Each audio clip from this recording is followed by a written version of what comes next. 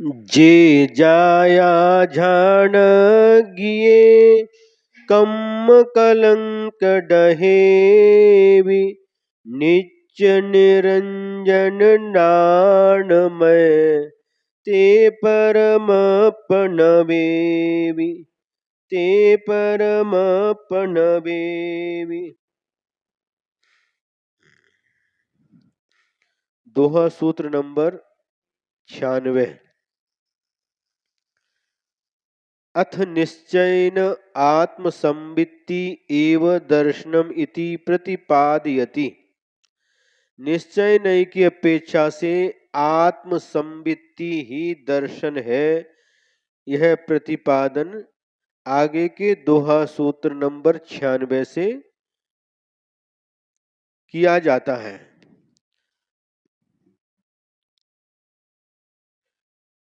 अपादंसणु केवलुवि अन्नुसव्व व्यवहारु एक जिजोई झाई जो तई लोयह सारु।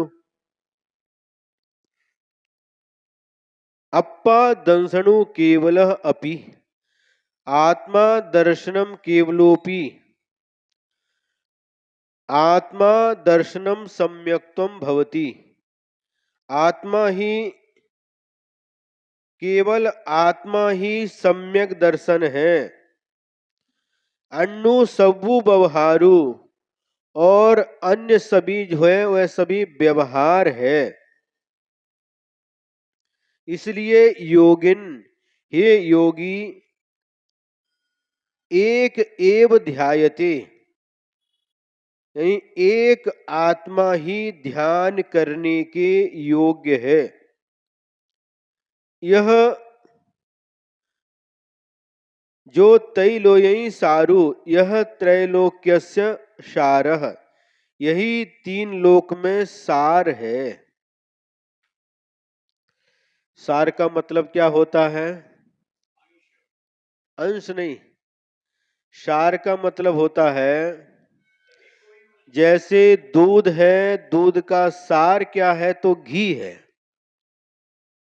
दूध का सार है तो घी है, घी उसमें सारभूत है। उसी प्रकार से आत्मा ही ध्यान करने योग्य है, यही तीन लोक में सार है, सारभूत है। आत्मा अपनी आत्मा ही तीन लोक में सारभूत है, उसी का ध्यान करना चाहिए।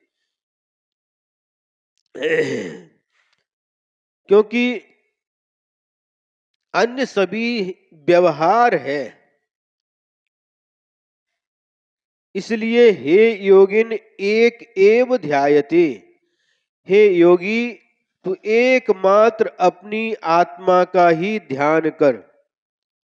यह आत्मा कथम भूत, यह आत्मा किस प्रकार की है? तो यह परमात्मा त्रैलोक्यस्य सारभूतः इति, यह परमात्मा तीन लोक में सारभूत है। समझ में आया कि नहीं?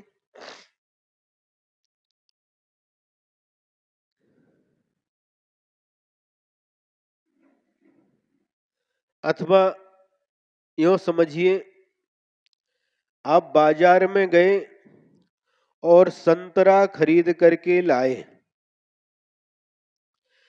उस संतरा को आपने छीला, छिलका अलग निकाल दिया, उसके अंदर जो बीज थे उसको अलग निकाल दिया, और संतरे की जो कलियां थी और कलियां अलग अलग कर ली, और कलियों के ऊपर भी जो छिलका था उसको भी अलग कर दिया, और उसके बाद जो बचा उसको आपने स्वाहा कर दिया। तो यही सार हो गया। अब इसमें छिलका निस्सार हो गया, बीज निस्सार हो गए, और ऊपर का पतला छिलका भी निस्सार हो गया। समझ में आ गया? उसी प्रकार से आप गन्ना गन्ना को ले करके आते हैं, ऊपर के जो पत्ते होते हैं उसको अलग कर देते हैं, छिलका अलग कर देते हैं, बीज की गांठ अलग कर देते हैं और इसके बाद रस निकालते हैं। रस निकालने के बाद में जो बचता है उसको भी अलग कर देते। तो गन्ने में सार क्या है? वह रस सारभूत है, बाकी सब निस्सार है। उसी प्रकार से तीन लोक में यदि कोई सारभूत तत्व है, सारभूत पदार्थ है, तो वह अपना आत्मा ही सारभूत है। और शरीर आदि जितने भी पदार्थ हैं सब निस्सार हैं। तो सारभूत पदार्थ आत्म तत्व है, उसी का ध्यान करो, है ना। बीतराग चिदानंद एक स्वभाव आत्म तत्व सम्यक श्रद्धान ज्ञान अनुभूति रूप अभेद रत्नत्रय लक्षण निर्विकल्प त्रिगुप्ति समाधि परिणतो निश्चय नयेन स्वात्मा एव सम्यक्त्वम अन्यः सर्वोपि व्यवहारा तेन कारणेन स एव ध्यातव्यः इति। जो बीतराग चिदानंद एक स्वभाव आत्म तत्व है, इसी का सम्यक श्रद्धान ज्ञान अनुभूति रूप अभेद रत्नत्रय लक्षण निर्विकल्प तीन गुप्ती समाधि त्रिगुप्ती समाधि से परिणत निश्चय नय से स्वात्मा अपनी आत्मा ही सम्यक तो है, अन्य सभी व्यवहार है, इसलिए वह आत्मा ही ध्यान करने योग्य है। अब ये तीन अलग अलग दिखाई देते हैं। आत्मा में अनेक गुण हैं, सम्यक दर्शन अलग है, सम्यक ज्ञान अलग है, सम्यक चारित्र अलग है, और तीनों की एकता का नाम ही मोक्ष मार्ग है। इसके अलावा भी बहुत सारे गुण हमारी आत्मा के अंदर विद्यमान है। तो कह रहे यहाँ पर उदाहरण के माध्यम से हम लोगों के लिए समझाया जा रहा है, यथा द्राक्षा कर्पूर श्रीखंड आदि बहुद्रव्यैर निष्पन्नम अपि पानकम अभेद विवक्षया कृत्वा एकम भण्यते तथा शुद्धात्मानुभूति लक्षणैर निश्चय सम्यक दर्शन ज्ञान चारित्रैर बहुभी परिणतो अनेको अपि आत्मा तु अभेद विवक्षया एकोपि भण्यते इति भावार्थ। उदाहरण क्या दिया है? आप घर में जाते हैं, गर्मी का समय है और आपने ठंडाई बनाई। ठंडाई में आपने बादाम भी डाले, इलायची भी डाली, बड़ी सौंफ भी डाली,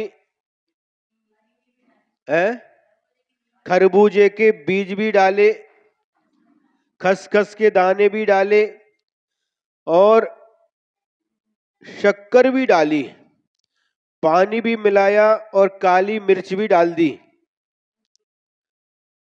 दूध भी डालते हैं, दूध भी डाल दिया और इन सबको मिक्स करके अच्छी तरह से, जो पहले के लोग ठंडाई बनाते थे, इन सब चीजों को पहले से कुछ घंटे पहले पानी में भिगोकर रखते थे। फिर भिगाने के बाद में जो बादाम है, जो उसके अंदर को जो मिगी रहती है, उसके ऊपर का छिलका भी अलग कर देते थे और इसके बाद में बादाम, खसखस, खरबूज के बीज, इलायची, सौंफ, काली मिर्च, इन सबको बाद में निकाल करके एक सिलवट्टा होता था, सिल्लोड़ा क्या बोलते हैं,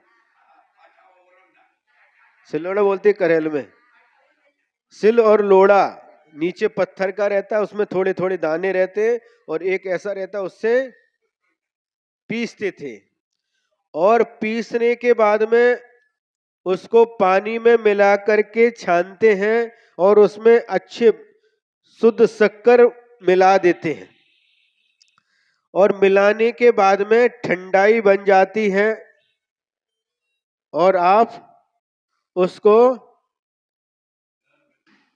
गर्म नहीं करते, हाँ ग्रहण करते हैं, उसको पी लेते हैं और आपको ठंडक मिलती है।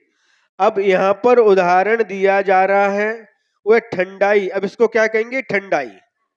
अब ठंडाई में इतनी सारी चीजें हैं, लेकिन वह एकमात्र ठंडाई कहा जाता। तो ठंडाई में सब कुछ, अभेद अपेक्षा से वह ठंडाई हो गई, उसमें सब कुछ है।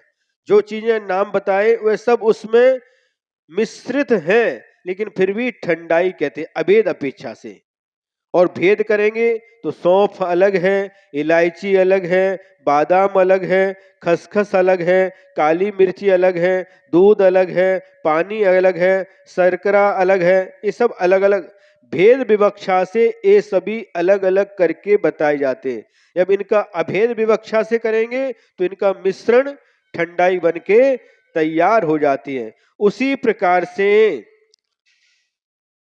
शुद्धात्मानुभूति लक्षण निश्चय सम्यक दर्शन ज्ञान चारित्रयी बहुभी परिणत अनेक अपि आत्मा तु अभेद विवक्षया एकोपि भण्यते।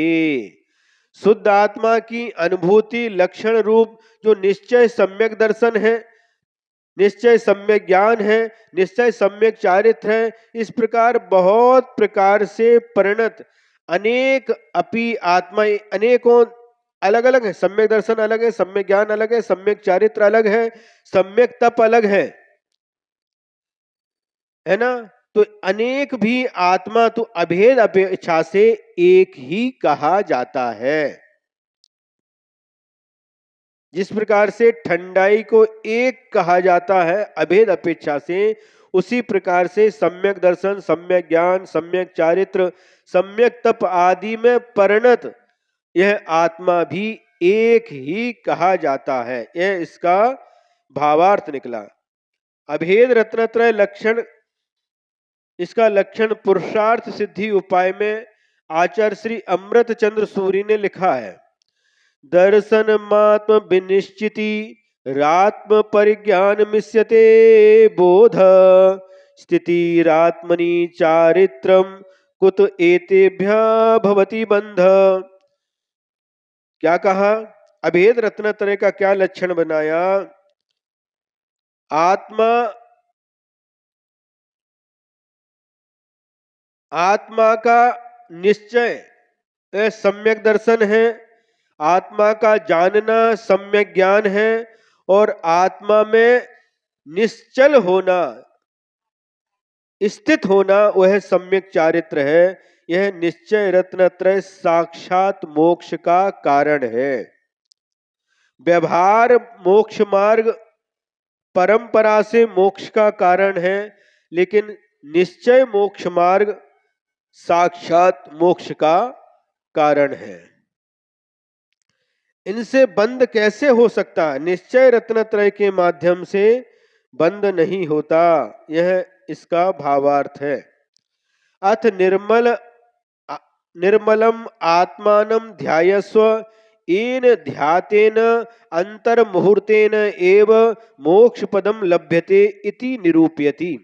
अब पुनः आचार्य महाराज उपदेश दे रहे हैं कि तुम निर्मल आत्मा का ध्यान करो, जिसके ध्यान से ध्याता ध्यान करने वाला अंतर्मूर्त में ही मोक्ष पद को प्राप्त कर लेता है। अप्पाझायहि निम्मलौ किं बहुये अन्येन जो झायन्तः परमपौ लभै एक खनेन। क्या कह रहे हैं? आत्मानं ध्यायस्व निर्मलम, निर्मल आत्मा का ध्यान करो। किम बहुना अन्येन, अन्येन किम बहुना, अन्य दूसरी बात से क्या प्रयोजन है, क्या मतलब है? एकमात्र निर्मल आत्मा का ध्यान करो। यम ध्याय माना नाम, इसका ध्यान करने वाला, शुद्ध आत्मा का ध्यान करने वाला परम पदम लभ्यते, एक क्षणेन, क्षण भर में उस परम पद मोक्ष को प्राप्त कर लेता है।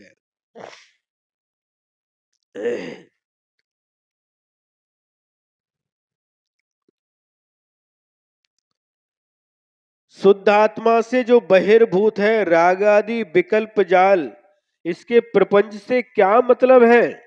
तुम एकमात्र उस परमात्मा का ध्यान करो, शुद्ध आत्मा का ध्यान करो, जिसका ध्यान करने से क्षण मात्र में यह आत्मा स्वयं परमात्मा बन जाता है, उस परम पद मोक्ष को प्राप्त कर लेता है। अन्य और बातों से क्या प्रयोजन है?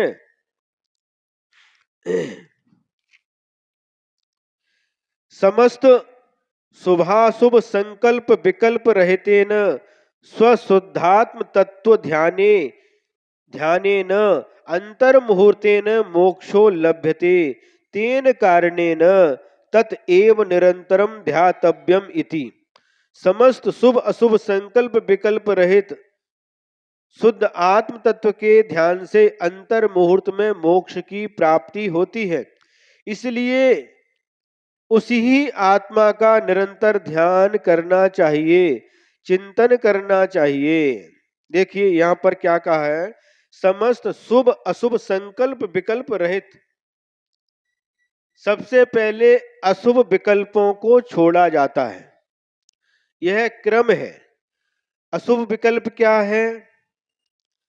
पंचेंद्रिय के जितने विषय हैं उनमें हमारा मन लगा हुआ है, ये अशुभ विकल्प कहलाएगा, संकल्प विकल्प। परिवार के लोगों में हमारा मन लगा हुआ है, धन संपत्ति में हमारा मन लगा हुआ है ना, मित्रों में मन लगा हुआ है, और शत्रुओं से दूर हटने के लिए हमारा मन लगा हुआ है। हम सोचते हैं, शत्रु को दूर करते हैं, मित्रों को पास लाते हैं। जो मन को अच्छी लगती है ऐसी वस्तु का हम संयोग करना चाहते हैं, और जो अच्छी नहीं लगती उसके संयोग से बचना चाहते हैं। और यदि संयोग हो गया तो इसका वियोग कब हो, ये कब हमसे दूर हो, इस प्रकार से हम विचार करते रहते हैं। ये सारे के सारे संकल्प विकल्प अशुभ है। सबसे पहले अशुभ संकल्प विकल्पों को दूर करके हम शुभ संकल्प करते हैं, विकल्प करते हैं। क्या संकल्प विकल्प शुभ भी होता है? हाँ होता है।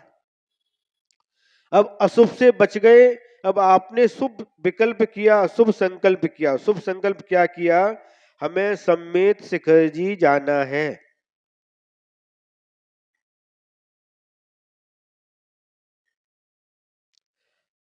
हमें श्रवण बेलगोला जाना है।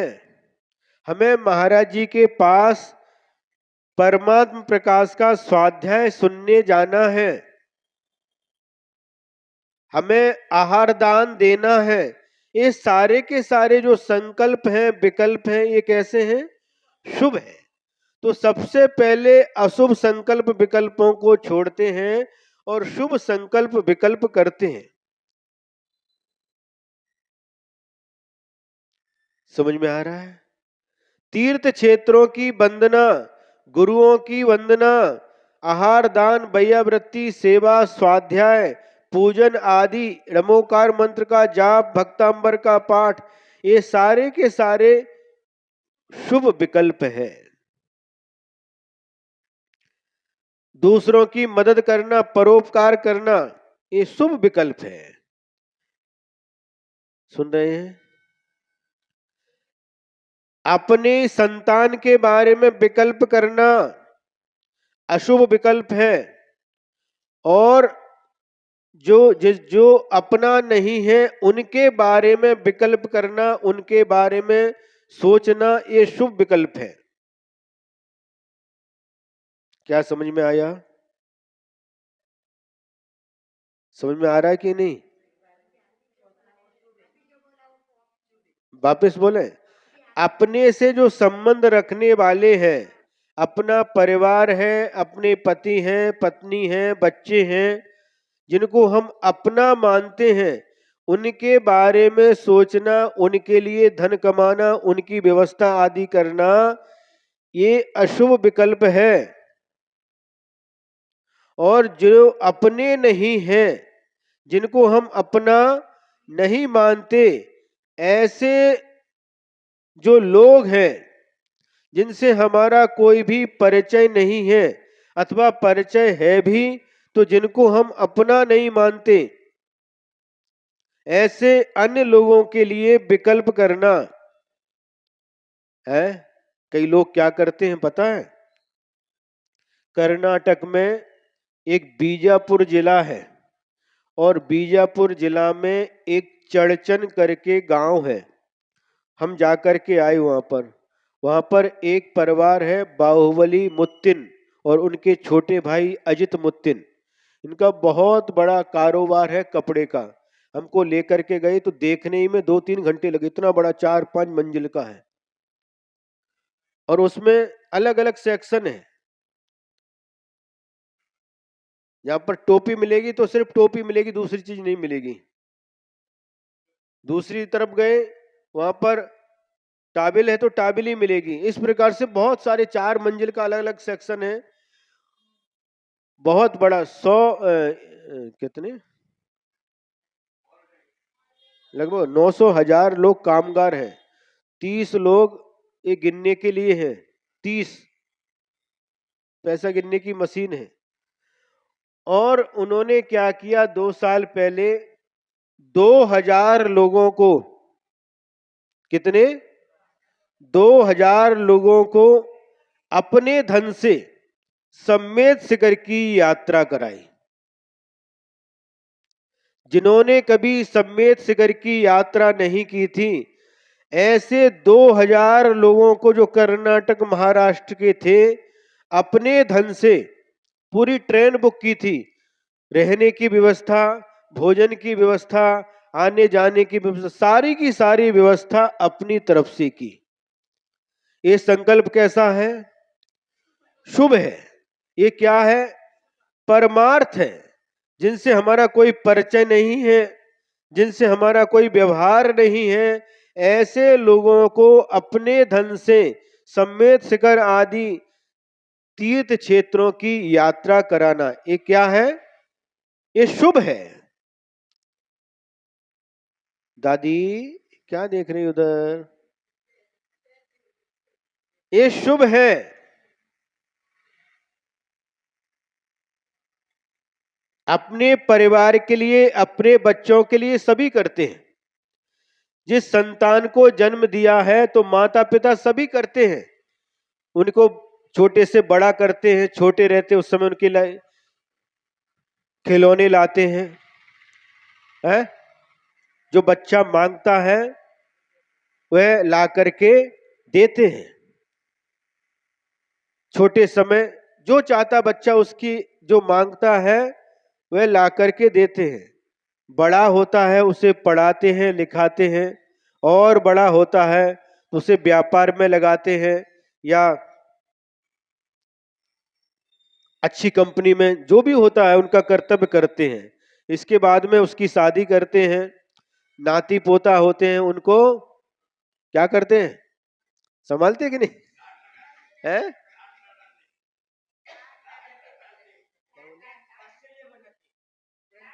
लाड लगाते हैं, हाँ लाड लगाते हैं, हाँ? उन बच्चों को संभालते हैं और संभालते हैं। देखिए उस समय मान लो उस बच्चे को आप खिला रहे हैं, आपने गोद में ले लिया और आपने फ्रेश अच्छे प्रेस किए हुए नए कपड़े पहने थे और उसी समय उसने गंदा कर दिया, बुरा नहीं मानते। बुरा नहीं मानते क्योंकि अपना नाती है, अपना नातू है और उसको अपने हाथ से ही साफ कर देते हैं। और कहीं कभी दूसरे का बच्चा गोद में आ जाए, अगर मान लो ले भी लिया और उसने उस समय गंदा कर दिया, उस समय क्या करते हो अनिल जी? नहीं उसको तो देते हैं, लेकिन आपके कपड़े गंदे हो गए उस समय कैसा लगता है आपको? बुरा लगता है। और जब अपने नाती को गोद में लिया है, अपने बच्चे को गोद में लिया, उसने गंदा किया, उस समय बुरा नहीं लगता? देखो ध्यान से सुनिए। लेकिन दूसरे का बच्चा आया और उसने गंदा कर दिया, सुसु कर दी या और 2 नंबर भी कर दिया, उस समय बुरा लगता, उसको उसको दे देते, है ना? दूसरे का बच्चा यदि बहुत सुंदर भी है, बहुत सुंदर है, स्मार्ट है, और अपना बच्चा अच्छा नहीं है, कुरूप है, लेकिन फिर भी माता पिता उसे राजा बेटा कहते हैं। क्या बोलते हैं? राजा बेटा, हमारा राजा बेटा है। देखने में अच्छा भी नहीं है, गंदा भी है? मान लो नहलाया धुलाया, बाद में गया धूल मिट्टी में आकर के बाल में गंदा आया, और उसको भी लेकर के छाती से लगाते, और उसको क्या, मेरा राजा बेटा। और दूसरे का नहाया धोया है, अच्छे कपड़े पहनाए, फिर भी उसको राजा बेटा नहीं बोलते। माता पिता जिस प्रकार से अपने बच्चे को राजा बेटा बोलते हैं, प्रत्येक माँ, प्रत्येक पिता अपने बच्चे को राजा बेटा कह करके बुलाते हैं, पुकारते हैं, और उसको वह सबसे सुंदर लगता है। एक बार की बात है, एक घर में एक काम करने वाली थी, है? काम करने वाली समझते ना, बर्तन मांजना, कपड़े धोना, झाड़ू लगाना, काम करने वाली थी। और उस घर की जो मालकिन थी, सेठानी थी, उस वह उसको भी एक लड़का था, और इस काम करने वाली नौकरानी को भी एक लड़का था, और दोनों की उम्र समान थी, एक ही स्कूल में पढ़ते थे, एक ही क्लास में पढ़ते थे। प्रतिदिन माँ क्या करती थी, उस बच्चे के लिए स्कूल जाने के पहले उसको खिला करके और टिफिन बना करके उसको भेजती थी। किसी कारणवश घर में मेहमान आए थे, तो व्यस्त होने के कारण से एक दिन क्या हुआ, उस बच्चे के लिए खिलाना भूल गई, टिफिन बनाना भूल गई, और बच्चा स्कूल चला गया। स्कूल बस आई और वो स्कूल चला गया। अब माँ को जब याद आया, अरे आज तो बेटे को हमने कुछ खिलाया भी नहीं और टिफिन भी नहीं दिया, बच्चा स्कूल चला गया, अब क्या करें। अब उसके मन में संकल्प विकल्प उत्पन्न होने लगे, बेटा भूखा होगा। और क्या किया माँ ने, अच्छा अच्छा जो उसको बच्चे को पसंद था बना करके एक टिफिन में रख करके जो घर में काम करने वाली थी उसके हाथ में दे दिया, और कहा जाओ ये मेरे बेटे को दे करके आना। तो वह बोली, काम करती थी, उसके बेटे को पहचानती नहीं थी। सेठानी, आपका बेटा कौन सा है, मैं पहचानती नहीं हूं। आपका बेटा कौन सा है, स्कूल में इतने सारे बच्चे पढ़ते हैं, आपका बेटा कौन सा है, मैं पहचानती नहीं हूं, मैं कैसे दूंगी। तो सेठानी ने कहा, जो सबसे सुंदर हो, सबसे प्यारा हो, वही मेरा बेटा है, उसे दे करके आ जाना। अब जब वह उस टिफिन को लेकर के स्कूल गई और उस क्लास में पहुंची, और क्लास में सब बच्चों को देखा, 40-50 बच्चे थे, सब बच्चों को देखा, एक एक करके सबकी तरफ दृष्टि फैलाई, और बाद में उसने क्या किया, वह टिफिन अपने ही बच्चे को दे करके आ गई,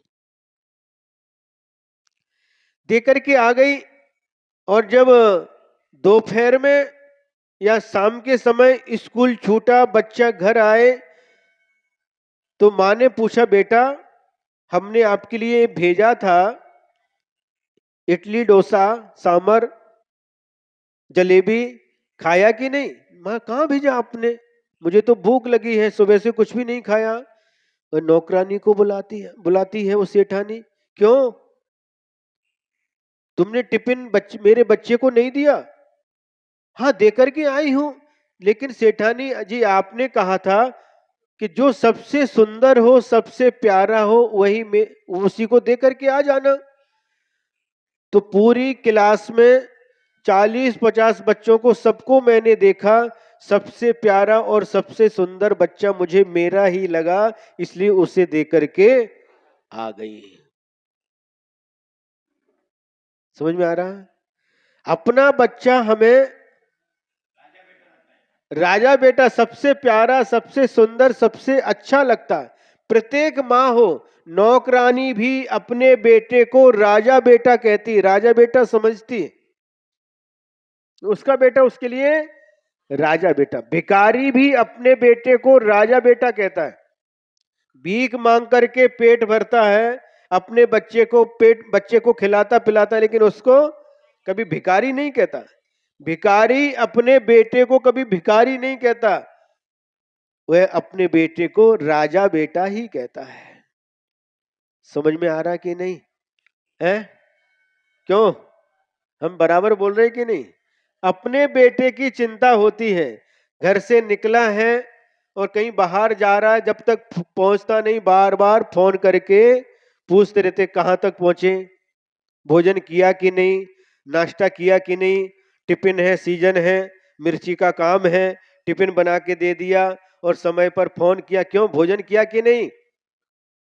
लेकिन ग्राहक इतने हैं, कोल्हापुर से आए, इनका मिर्ची का काम है, तब के परिवार भोजन बना के दे दिया नाश्ता, लेकिन देने के बाद भी फोन करके पूछते हैं क्यों ऐश्वर्या भोजन किया कि नहीं। भोजन भेज दिया, लेकिन इतने बिजी रहते हैं, सीजन में टिफिन रखा रहता है। पूछते हैं, क्या कभी दूसरे को भी पूछते हैं? बताओ। तो अपनों के प्रति जिसको अपना माना है, उनके प्रति जो हमारा ममत्व भाव रहता है, आत्मीय भाव रहता है, अपनापन रहता है, वह दूसरे के प्रति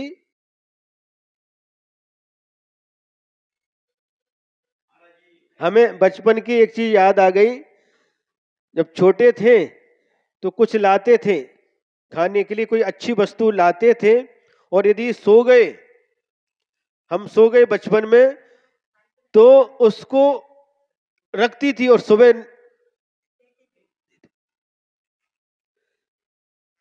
और कभी कभी उठा करके खिलाती थी, और नहीं तो रखती थी और सुबह जाओ नहा धो करके मंदिर के दर्शन करके आओ बाद में।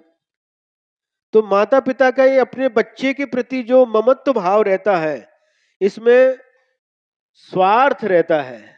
लेकिन दूसरे के बच्चे के प्रति, किसी भूखे बच्चे को देखा और उसके प्रति, उसको देखने के बाद भी उसके प्रति भी ममता उमड़ आए और उसको भी खाने के लिए दे दिया, तो ये क्या है?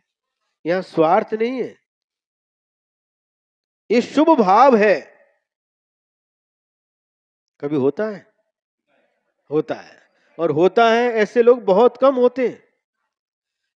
ऐसे लोग बहुत कम मिलते हैं जो अपने समान ही दूसरों को समझ करके, उनके दुख दर्द को दूर करके, उनकी आवश्यक जो वस्तुएं हैं उसकी पूर्ति करते हैं।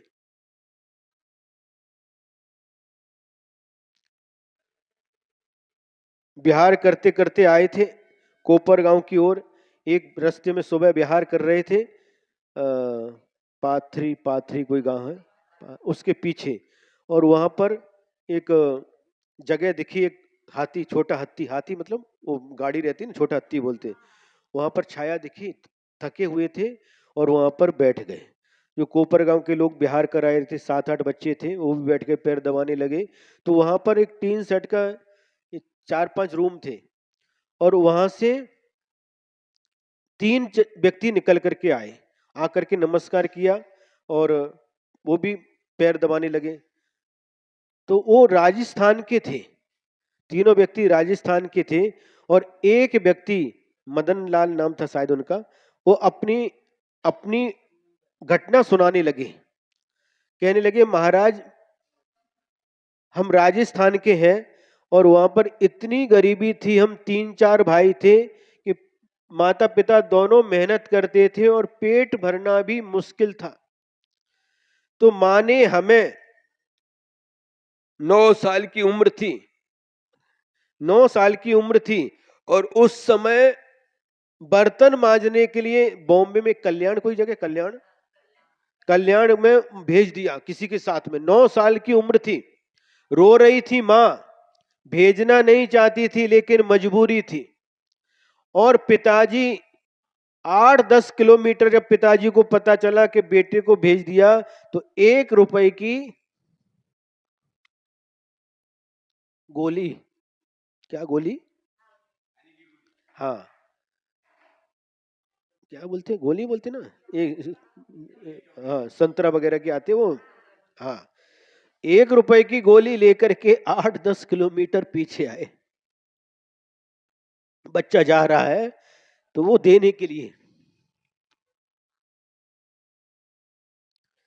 8 किलोमीटर चल करके आए। जब घर में आए उनको पता चला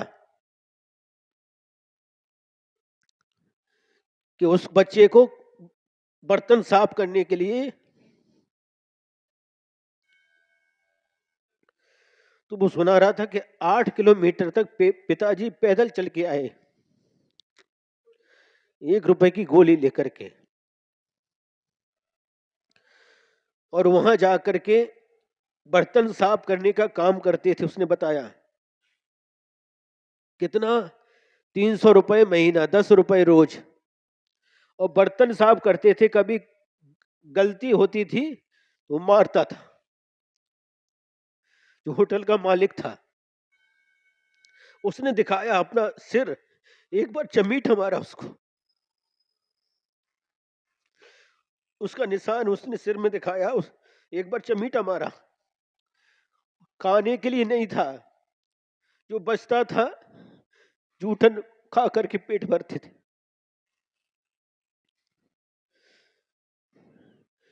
300 रुपए महीने में नौकरी की, इसके बाद में दूसरे होटल में 700 रुपए महीने में नौकरी की, और करते करते आज भगवान की कृपा से, आपके आशीर्वाद से सब कुछ अच्छा है। तो केटर्स केटर्स क्या बोलते हैं, वो चलाते हैं। और हमने पूछा जो बर्तन वगैरह देते हैं, बनाते हैं, और कारीगर हैं, क्या मांसाहारी के लिए भी करते हो? तो उस व्यक्ति ने क्या उत्तर दिया, 1 करोड़ रुपए भी देंगे तो भी हम कुछ करने वाले नहीं। करने की बात छोड़ दो, हमसे बर्तन मांगा बनाने के लिए तो बर्तन भी देने वाले नहीं। इतने गरीबी से गुजरा है। और क्या बता रहा था, मुकाम करते करते, बर्तन धोते धोते पैर सड़ जाते थे मोरी में, नाली में। ऐसी परिस्थिति में वह निकला, और आज सब कुछ है। उसने क्या किया, उसने एक प्याऊ चालू की, प्याऊ, अच्छा पानी, बोर लगा, बोर में पानी अच्छा आ गया, और प्याऊ चालू की। डेली 2000 लोग पानी पीते हैं। एक तरफ गाय के लिए पानी पीने के लिए, गाय भैंस जो जानवर आते हैं उनको पीने के लिए 2-3 वो बनाए, जो जानवर आते हैं। पक्षियों के पानी के लिए बनाया, पक्षियों के लिए बाजरा, ज्वार, चावल वो डालता है 10 किलो डेली। और कहता है बहुत सारे पक्षी, चिड़िया, कौआ सब खाने के लिए आते हैं। और दिखाया उन्होंने, सब कुछ दिखाया। वाह,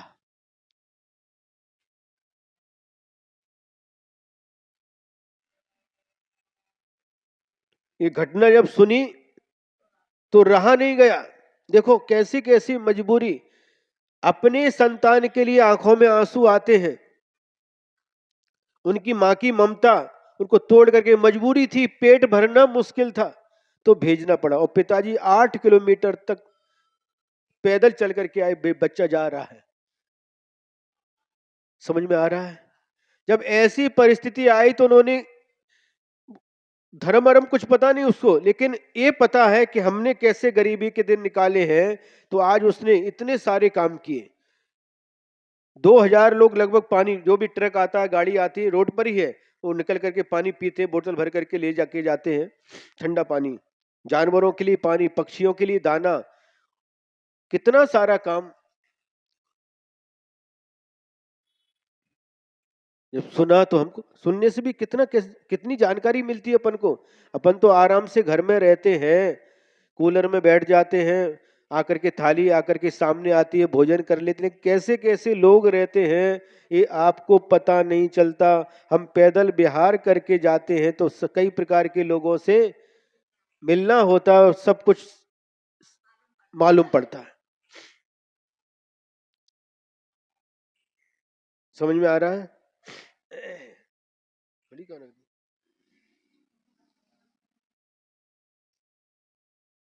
गुरु जी कहते थे अपने दुख में रोना आर्त ध्यान रौद्र ध्यान, और दूसरे के दुख में रोना धर्म ध्यान।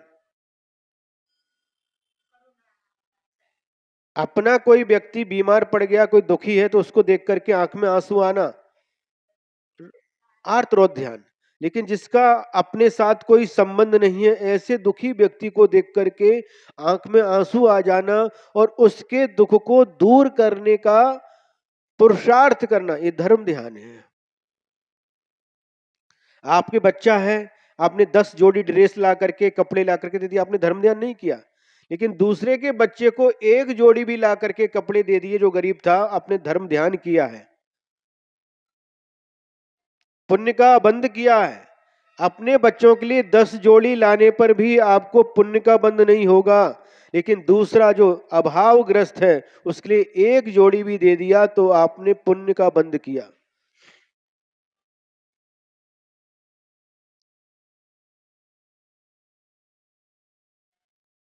जब तक है ये पुण्य के उदय में मिला है और पाप के उदय में चला जाएगा, रहने वाला नहीं है। जब तक पुण्य का उदय है तब तक इसका सदुपयोग कर लेना चाहिए। यही बुद्धिमानी है, बुद्धिमान व्यक्ति का यही कार्य है।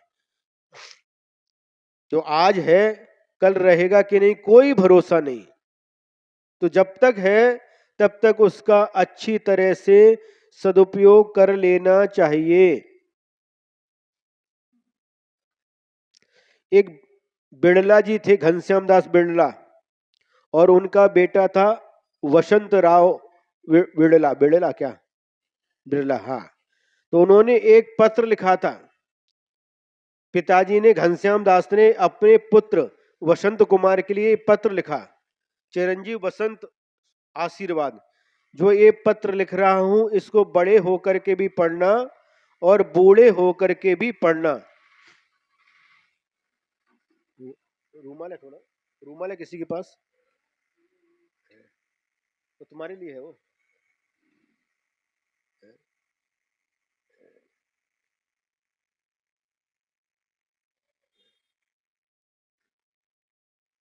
तो उन्होंने लिखा, उसमें बहुत सारी बातें लिखी शिक्षा के लिए, तो उसमें 3-4 पॉइंट हमको बहुत अच्छे लगे। उन्होंने लिखा, पत्र पत्रिका में, संस्कार सागर पत्रिका में छपा था 8-10 साल पहले। उसमें लिखा, चिरंजीव बसंत जो ये पत्र लिख रहा हूं उसे बड़े होकर के भी पढ़ना और बूढ़े होकर के भी पढ़ना। भगवान को कभी भूलना नहीं, भगवान अच्छी बुद्धि देते हैं, एक पॉइंट था। भोजन को जीने के लिए खाना, खाने के लिए नहीं जीना। भोजन को जीने के लिए खाना, खाने के लिए नहीं जीना। इसको जितना आवश्यक है स्वास्थ्य के लिए उतना इसके लिए देना। नित्य प्रतिदिन व्यायाम करना, इससे शरीर स्वस्थ रहता है।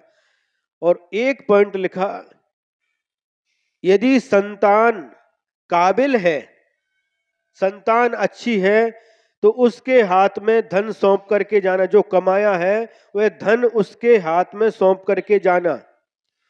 और यदि संतान अच्छी नहीं है, व्यसनी निकली, संतान व्यसनी निकली, व्यसनी समझते ना, जुआ खेलने वाले, दारू पीने वाले से, यदि संतान व्यसनी निकली, व्यसनी है, तो उनके हाथ में कभी भी धन दे करके मत जाना। उन नालायक, ऐसा शब्द लिखा उसमें, उन नालायक के हाथ में धन पहुंचे उसके पहले ही गरीबों में बांट करके समाप्त कर देना। लेकिन ऐसे नालायकों के हाथ में कभी धन दे करके मत जाना।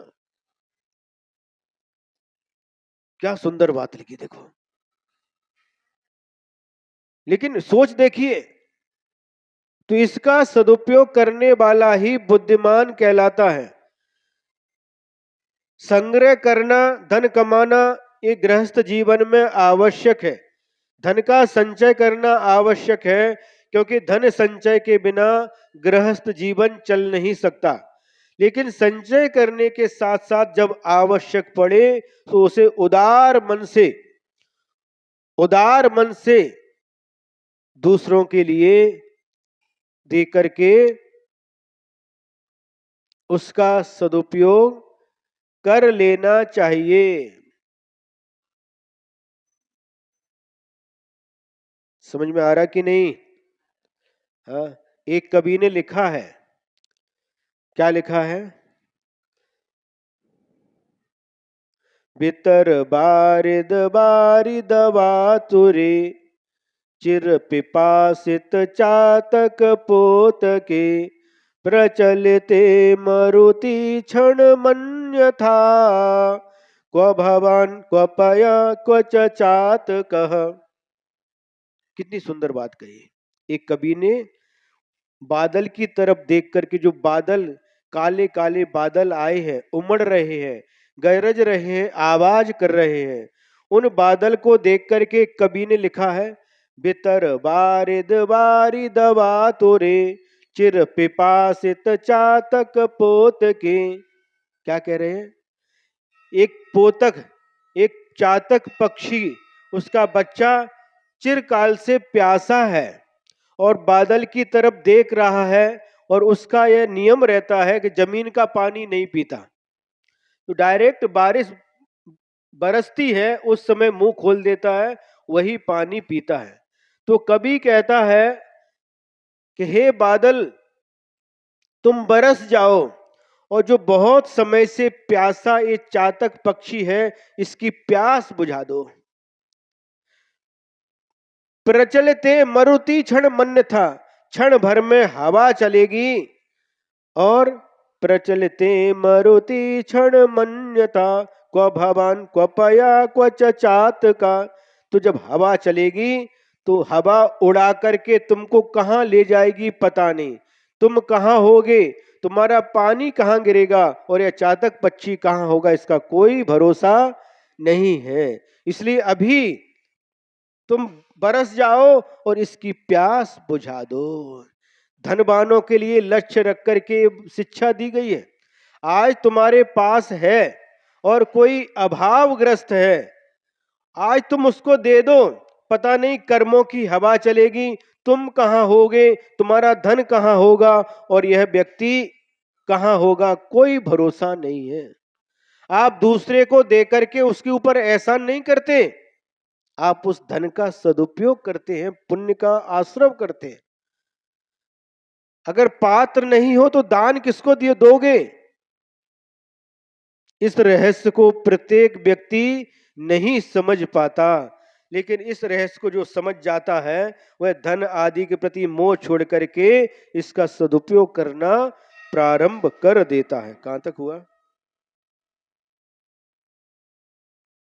इसलिए समझ शुभ अशुभ संकल्प विकल्प से रहित अपनी आत्म तत्व के ध्यान में अंतर मुहूर्त में मोक्ष प्राप्त कर लेता है। इसलिए पहले तो ये अशुभ विकल्प छोड़े जाते हैं, फिर बाद में हमें मंदिर जाना है, हमें दान देना है। दान तो श्रावक का काम, मुनि के लिए, मुनि बनने के बाद में अभी हमें यात्रा करना है, हमें मंदिर के दर्शन करना है, गुरु के दर्शन, ये सब शुभ विकल्पों को भी छोड़ करके अपनी शुद्ध आत्मा का ध्यान करता है, और उस समय शुक्ल ध्यान के माध्यम से केवल ज्ञान को प्राप्त कर लेता है आत्मा।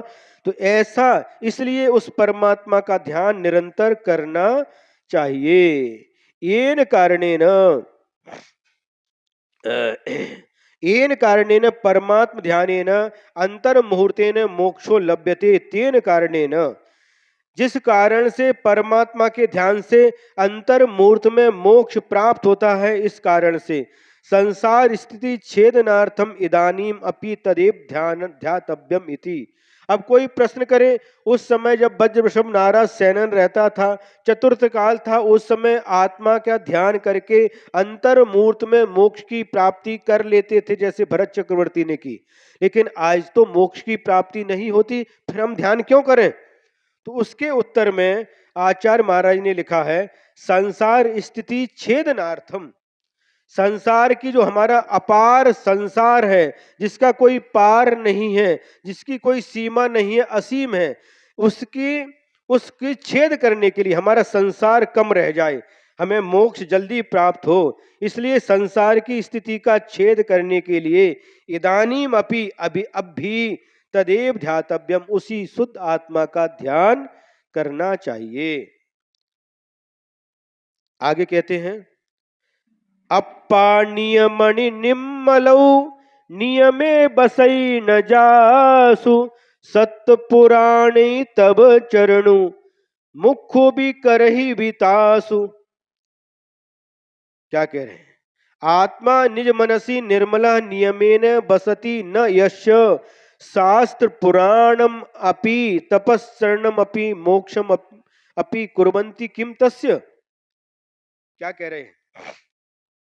यस्य माने जिसके मन में, निज मनसी अपने जिसके मन में, निर्मल आत्मा, निर्मलो नियमेन वसति तिष्ठति, निर्मल आत्मा निश्चय से नहीं रहता, तस्य उस जीव के सत्य पुराणिम, शास्त्र और पुराण और तपस्सरणम अपि तपस्या भी क्या मोक्ष को दे सकती है? नहीं दे सकती है, कभी नहीं दे सकती। जिसके मन में शुद्ध आत्मा का ध्यान नहीं होता, जिसके मन में शुद्ध आत्मा नहीं है, बड़े बड़े शास्त्रों को भी पढ़ लो, पुराणों को भी पढ़ लो, बड़े बड़े शास्त्र, बड़े बड़े पुराण भी क्या कर सकते उसके लिए? क्या मोक्ष को दे सकते? नहीं दे सकते। और घोर तपस्या भी करे, जंगल में रह करके भी, महीनों के उपवास करके भी, गर्मी में पहाड़ के ऊपर, सर्दी में नदी के तट पर, बरसात में पेड़ के नीचे घोर तपस्या भी करे, महीने महीने का उपवास भी करे, तो ये तपस्या क्या कभी उसे मोक्ष दे सकती है? नहीं दे सकती। बिना आत्मा के ध्यान के, बिना शुद्धात्मा के ध्यान के वह कभी भी मोक्ष को प्राप्त नहीं कर सकता। बीतराग निर्विकल्प समाधि रूपा यस्य शुद्धात्म भावना नास्ति, तस्य शास्त्र पुराण तपस्सरणानि निरर्थकानि भवन्ति। क्या कह रहे हैं? बीतराग निर्विकल्प समाधि रूप जिसके शुद्ध आत्मा की भावना नहीं है, शुद्ध आत्मा की भावना से रहित है, ऐसा मुनि भी बहुत शास्त्रों का भी जानकार हो, बहुत पुराणों का भी ज्ञान हो और बड़ी बड़ी तपस्या भी करता हो, वह सारा का सारा उसका निरर्थकानि भवन्ति, निरर्थक होते हैं। बिना शुद्धात्मा के ज्ञान के ये सभी निरर्थक हैं। तर्री किम सर्वथा निष्फलानी, तो शिष्य पूछता है, जो शुद्ध आत्मा की भावना से रहित है, ऐसे मुनि का वह शास्त्र ज्ञान, पुराण का ज्ञान, पुराणों को पढ़ना और घोर तपस्या करना, क्या यह सर्वथा निष्फल होता है? तो गुरु महाराज उत्तर देते, न एवं, ऐसा नहीं है, सर्वथा निरर्थक नहीं है, किंतु यदि बीतराग सम्यक रूप स्वशुद्धात्मा उपादे भावना सहितानि भवन्ति, तदा मोक्षस्य एव बहिरंग सहकारी कारणानि भवन्ति। यदि बीतराग सम्यक रूप अपनी शुद्धात्मा को जो उपादेय भूत है, ऐसे शुद्धात्मा की भावना से सहित होते हैं, तो मोक्षस्य एव, मोक्ष ही मिलता है। और बहिरंग सहकारी कारण, उस समय उनके लिए ये सारे के सारे शास्त्र पढ़ना, स्वाध्याय करना, पुराण पढ़ना, पढ़ाना, सुनना, सुनाना, तपस्या करना, ये बहिरंग सहकारी कारण होते हैं। तद अभावे, और उस शुद्धात्मा की भावना के अभाव में पुण्य बंध कारणानि भवन्ति, ये सारे के सारे शास्त्र ज्ञान, पुराण का ज्ञान और तपस्या तपस्या ये सभी पुण्य बंध के कारण होते हैं। समझ में आ रहा कि नहीं है? शास्त्र पढ़ते पढ़ते शास्त्र के पन्ने फट जाते हैं और सुनते सुनते कान बहरे हो जाते हैं और है समझ भी आ जाए, लेकिन फिर भी आत्मा के ज्ञान से रहित होने के कारण से, शुद्ध आत्मा के ज्ञान के अभाव में, है ना, आत्मज्ञान शून्य होने के कारण से ये विशेष फलदायी नहीं होते। जिस प्रकार से किसान खेती करता है, करता कि नहीं? खेती काय के लिए करता है बताओ? धान्य के लिए। धान्य प्राप्त करने के लिए किसान खेती करता है, बीज बोता है? खेत जोतता है, पानी डालता है, खाद डालता है, काय के लिए? बीज के लिए, फल फल के लिए। और कभी कभी क्या होता है, फल नहीं मिला लेकिन घास फूस तो मिल जाती है, जानवरों के खाने के लिए घास फूस तो मिल जाती है, मिलती कि नहीं? सर्वथा निरर्थक नहीं होता। उसी प्रकार से यहाँ पर आचार्य महाराज हम लोगों के लिए समझा रहे हैं, साक्षात फल तो मोक्ष प्राप्ति है। यदि नहीं मिला, अगर आत्म भावना से रहित होकर के किया तो घास फूस के समान हमें पुण्य की प्राप्ति तो होगी, लेकिन मोक्ष फल की प्राप्ति नहीं हो सकती। काय पाहिजे? घास पाहिजे, गवत पाहिजे? गवत पाहिजे की फल पाहिजे? फळ पाहिजे, फळ पाहिजे, आंबा पाहिजे, है? पत्ते नहीं चाहिए। जब बीज बोते हैं, आम का बीज जमीन में डालते हैं, खाद पानी देते हैं, उसमें बहुत सारी चीजें आती हैं, उसमें लकड़ी भी आती है, डाल भी आती है, पत्ते भी आते हैं, फूल भी आते हैं, कोई नहीं चाहिए। किसके लिए, किसके लिए बीज बोया है? फल के लिए। फल उपादेय भूत है, लेकिन ये सब तो अपने आप आते हैं। तो ज्ञानी व्यक्ति क्या करता है? फल प्राप्त करने के लिए, मोक्ष फल प्राप्त करने के लिए सारी सारी साधना करता है, तपस्या करता है, और बाकी सारी चीजें तो घास फूस के समान मिल ही जाती है। समय आपका पूरा हो चुका है। यदर्थ मात्रा पदवाक्यहीनम मया प्रमादा यद किंचनोक्तम तन्मे क्षमित्वा विदधातु देवी सरस्वती केवल बोधि लब्धिम। बोधि समाधि परिणाम शुद्धि स्वात्मोपलब्धि शिव सौख्य सिद्धि।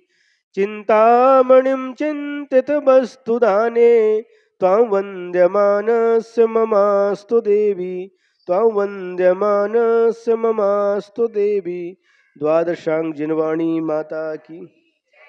परम उपकारी परम पूज्य आचार्य गुरुवर्षि विद्यासागर जी महाराज की।